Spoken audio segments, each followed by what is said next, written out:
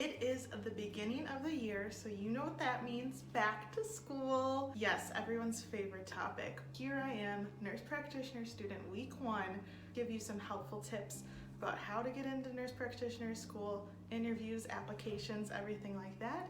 I'm gonna spill some tea for ya. I'm way too old to be saying that.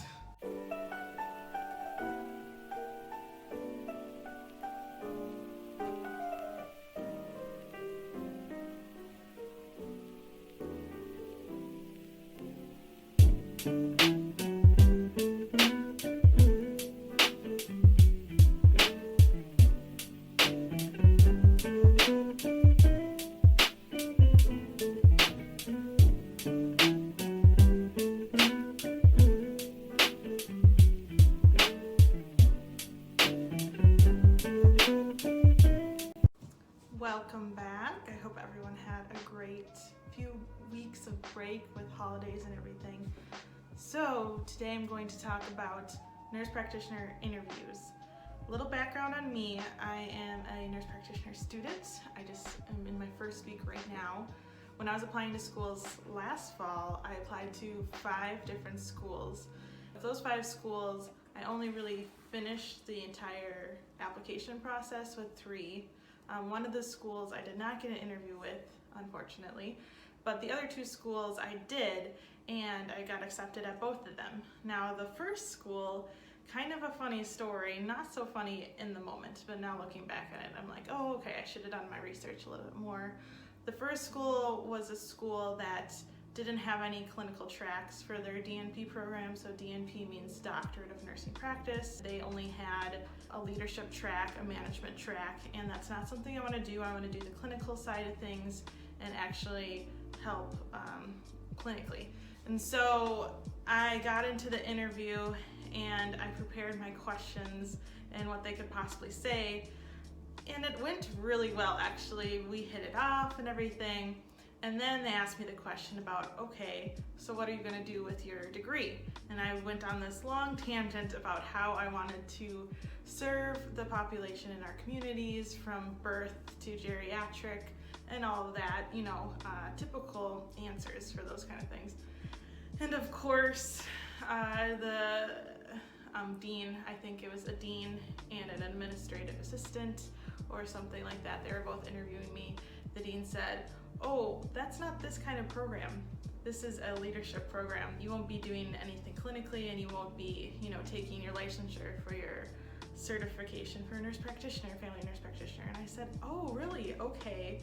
Well, then let me rephrase that. And so I went throughout the rest of the interview with a different kind of trajectory for that interview. And it went fine and they still accepted me. But of course, I didn't want to go that route and then have to go back to school or different things like that. It just wasn't for me. So I had a different kind of interview with a different school that's out of state. This first school was in state and this next one was out of state. And for this interview, I actually had an online interview instead of an actual in-person interview because it was a lot easier with travel and everything. And so I am going to insert the clip of my online interview right here so you can see it live, unfiltered, unedited, anything. Then we can come back, go over some questions, and then I can give you some tips on what to do for your nurse practitioner interview. Good morning, my name is Ashley Shermack. I'm a registered nurse and I'm here to talk to you about why I want to be part of the online DNP FNP program. First question I will talk about is what is my nursing background? So before I started nursing school, I worked as a program counselor for a group home. I worked with people with developmental and physical disabilities and would often have up to 4 patients where we would care for their activities of daily living, coordinate their medications, and just holistically care for their social outings and different things like that. It was a very rewarding career choice at the time, and I was able to learn a lot from the perspective of a PCA. And another job I worked during that time as a PCA was being a live-in caregiver for my great-grandmother. So I went to nursing school, and after I got my bachelor's in nursing, bachelor's in health sciences, a bachelor's in Bible, I started as a telemetry observation nurse at a 550-bed hospital in Denver. I went to work at an ER where I currently still work in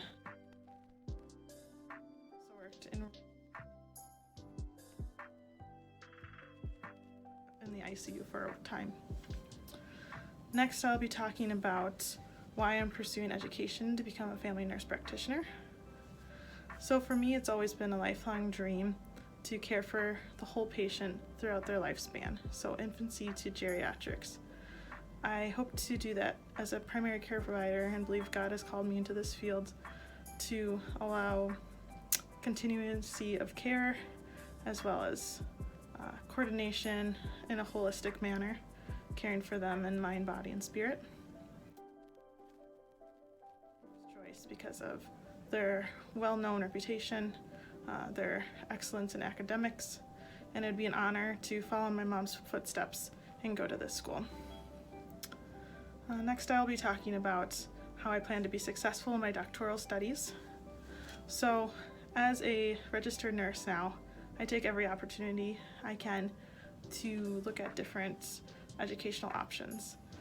I have taken courses such as Pediatric Advanced Life Support, Trauma Nursing course, of course, Advanced Life Support, Emergency Nursing programs, and work as a public health nurse. I also tried to keep up to date with different protocols and education in cardiac rhythms, IV drips, trauma, and critical care. And I believe this research has helped me prepare for my doctoral studies. In regards to how I will continue during school, I've already talked to my supervisors about devoting my time to my studies, so they will allow me to change my status to part-time if needed, and I have their full support in pursuing higher education. Lastly, I'll talk about what I would like to do and accomplish with my scholarly project. So working primarily in emergency department, I see a pertinent concern is patient flow. This can be seen in our urgent care patients, emergency care patients, and just patients who use the emergency department as their primary care. What I would like to study is how effective is the fast track method compared to increasing staffing and controlling patient flow. And I would like to study this during the open hours of urgent care clinic. I believe I have a perfect place to gather data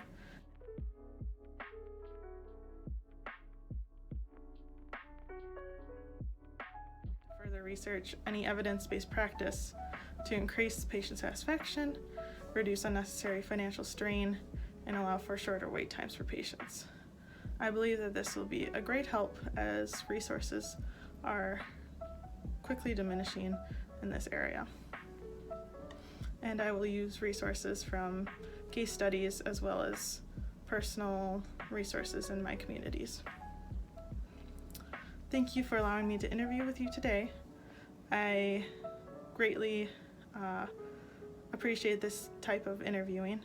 For a busy ER nurse as myself, I believe this offers great flexibility and allows me to interview at my convenience. And this helped facilitate completion and allowed me to interview even sooner than I expected. Once again, thank you for your time, and I hope to hear from you soon. So there was my video for the school that I'm currently going to, and guys, I'll be honest, I did this on the break of one of my night shifts at the ER. I actually took off my scrub top, put on a professional shirt, I guess, if you will, and did it during my 30-minute break. So it was not super professional, not super high quality. I could have answered the questions better. I could have prepared a little bit more. I actually wrote out all of my answers on a Microsoft Word document and referred to it during my actual interview, as well as you could probably see. So there you have it. But it worked and it was genuine, and that would be the first thing for your interviews, is to act authentically, be genuine.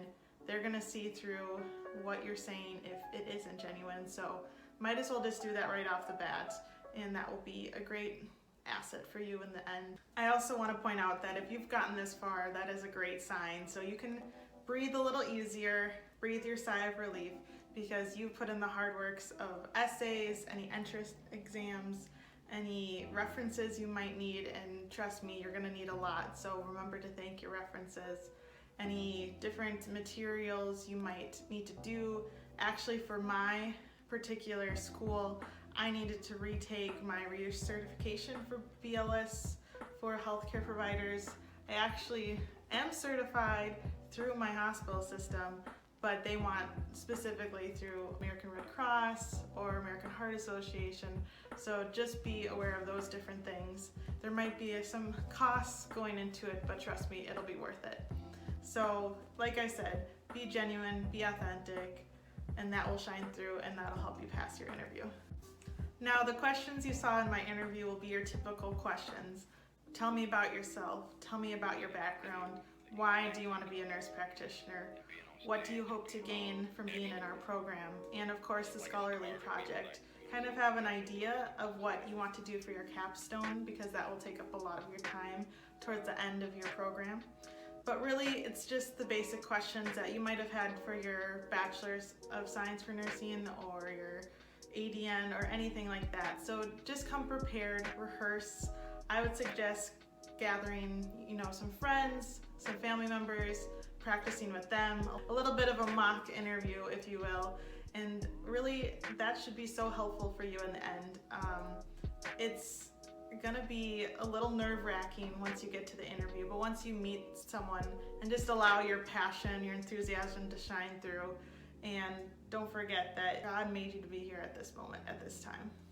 So I looked up some more helpful tips on nursepractitionerschool.com, and they give some great tips about what to wear, when to arrive, different interview questions, things like that. So one of the things they say is important is to bring a laptop bag or professional purse with you, to include a notebook where you can jot down some notes and have your list of questions you want to ask them at the end. Some questions to follow up with would be like, what are your retention rates? You help with finding a preceptor. That's a big deal, especially for out-of-state programs. That would be helpful to bring along, dress in a pantsuit or skirt, look very professional, conservative, and I think that will help you a long way, because the first 15-second impression is a big one, so you want to make sure that you gave your best right away. And also just be very grateful to them, because they have time to be with you. It takes a lot for you to get to this point and a lot for them to run this program, so just have this attitude of gratitude while you're there.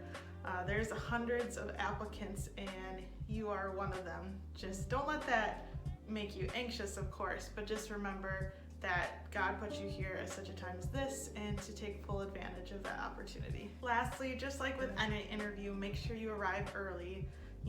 Maybe half an hour early, take a little time, go to the restroom, check your makeup and your hair, and then walk into the actual office 15 minutes early. That'll show enthusiasm, that'll show that you want to be there, and that gratitude that I was talking about. When they come into the room, make sure you shake their hand, be very polite, and answer the questions to the best of your abilities.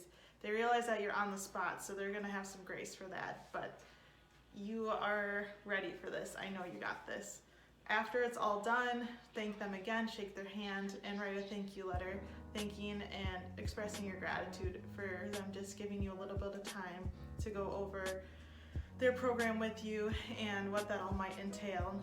Of course, make sure you research into your fixed school that you're going to, so you know what their program entails and what their mission and mottos and values are. That'll really help you with your interview as well. So I just want to say thank you for watching this video. I know you all will do great. You will get to this point. I know you are smart, intelligent, and talented nurses, and we are all going to change the world in healthcare for better. So thanks again. Bye.